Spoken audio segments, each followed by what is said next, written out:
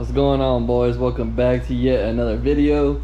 Today is going to be a video on what I would do differently if I was to Coyote swap all over again.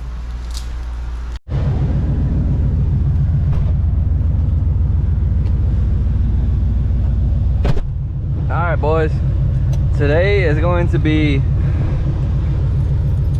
if I would do the Coyote swap all over again one more time to another car, what would I do differently?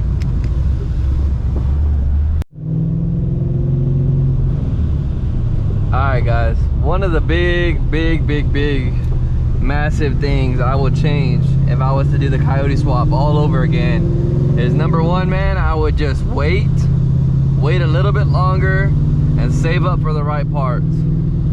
And you know, don't rush it, man, because I felt like I was on a time crunch for you guys. You know, I've been saying that I was gonna do this for a couple years, and yeah, I spent, you know, over $8,000 on the Coyote swap. But you know, I would have spent money somewhere else, like where it was more worth it, you know, like for example, the coilover kit that I got from this UPR marketplace kit I got sucks. The battery relocation kit from UPR sucks. My freaking suspension in the back sucks. Like, there's a lot of things that I gotta go back, man, and I just gotta buy it twice. So like, if you guys can buy the right parts the first time, you know, even if it sets back your project just a little bit longer, I know you guys will be way more happy with your swap for sure. But yeah, man, it's just one of those things. Like, I want to let you guys know, you know, I already have almost close to 1,000 miles on the swap. Everything has been great. It's just, you know, parts could be better, you know. So that's one of the number one things like I would change on the swap if I would do it all over again. Number two, if I was to swap all over again, of course, right, I already experienced the 5-speed. I would go for an automatic, man. I would definitely go for the 6R80. The low car shifter looks badass with the 6R80. And no, I'm not joking, bro. Like, the 6R80 is a badass transmission.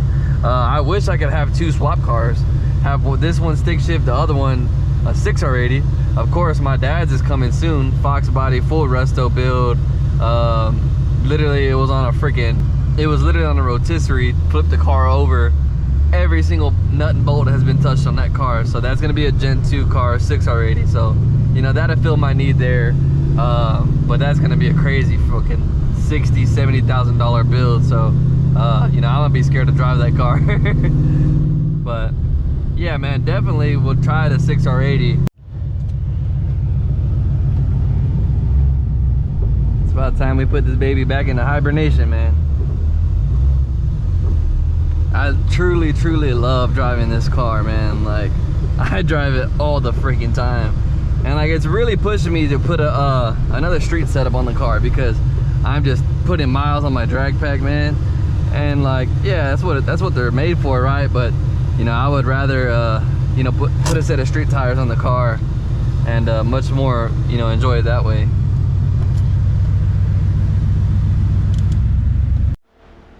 Alright guys, going back to what I was saying about you know, finding the right parts, you know, just waiting a little while longer, I definitely would have just waited on a Mustang motor. And don't get me wrong, man, the Gen 2 F-150 motor has definitely been putting in work. It does really well. It makes more power than the 4.62 valve cams on nitrous. But you know, it just would have been that much better, you know, with the Mustang motor. This Gen 2 motor has a 10:5:1 compression motor, just like the Gen 1 F-150s. Gen 3 though, Gen 3 F-150 and Mustang both have 12:1 compression, so those things can both make some badass power. But like I said, I might be, you know, taking that statement back once we put the supercharger on it. Once we put the supercharger on it, man, I might be taking that statement back and say, man, the F-150 motor is just as good, you know, because at the end of the day, they're both NA. It just, if you guys know how engines work, you know, this is a lower compression motor. It's gonna make less power. We're just gonna have to add more boost to compensate for the loss in compression. More boost means more heat. So we don't know if, you know, like, my car can make 720 wheel versus a Mustang motor on the same boost can make 760 wheel, you know, so that's 50 horsepower we're leaving on the table just from compression. But you know, we can always turn up the boost, but like I said, more boost, more heat, more issues we run into. But yeah, man, all in all, there's not much I can complain about, man. There's not much I would take back if I did the swap. I feel like I did it right, you know. I got a built transmission from Hanlon Motorsports, shout out Dan. I did put a lot of good parts in this car. I did take my time on it. You know, we haven't had no wiring gremlins, no fuel issues.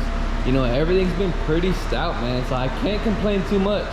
It's just a little bit of things here and there, you know, like shitty parts, or you know, wishing I had a better motor, you know, wishing I would have waited a little bit of time. But definitely take your time, guys. Like, do not force, especially buying a motor. Do not, like, on Gen 2 motor, if you can find a Gen 2 F-150 with like 20,000 miles versus a Gen 2 Mustang motor with like 80,000 miles, I'm definitely going with the Gen 2 F-150 motor, because it just has less miles, right?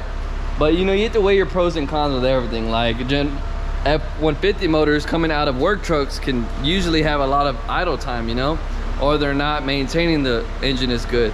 You know, some Mustang motors might be maintained great. Some Mustang motors might have been beat to an inch of their life, you know? So, you know, you have to weigh your pros and cons with everything. But yeah, man, that was my quick little spiel on the Coyote swap stuff. If you guys enjoyed it, please drop a thumbs up down below. Hit that subscribe button, man, if you guys enjoyed it. We'll see you guys on the next video. If you guys have any questions, comments, or concerns, or anything like that, drop them down below, and we'll definitely make a video about it. But yeah, man, I'm actually filming this video today on Father's Day, so you know, I do feel pretty blessed today, and kind of just want to spread the word with you guys, and just let y'all know, man, if your dad is still in your life, you know, definitely show your appreciation towards him. I know dads can be a pain in the ass, just like how my dad is, but you know, just appreciate them while they're still here. I know a lot of you guys, you know, have lost your dad, you know, so I do send my condolences to you guys on this tough day. But definitely, man, appreciate your pops while he's here, and you know, appreciate everybody around you, man. Life is short, man. Like, especially having my daughter now, dude. She's a year old now, and just time is just flying, bro. So, you know, just appreciate the time that you got with your loved ones. That being said, man, we'll see you guys on the next one. It's your boy ReyesBuilt. See you on the next one, man. Peace.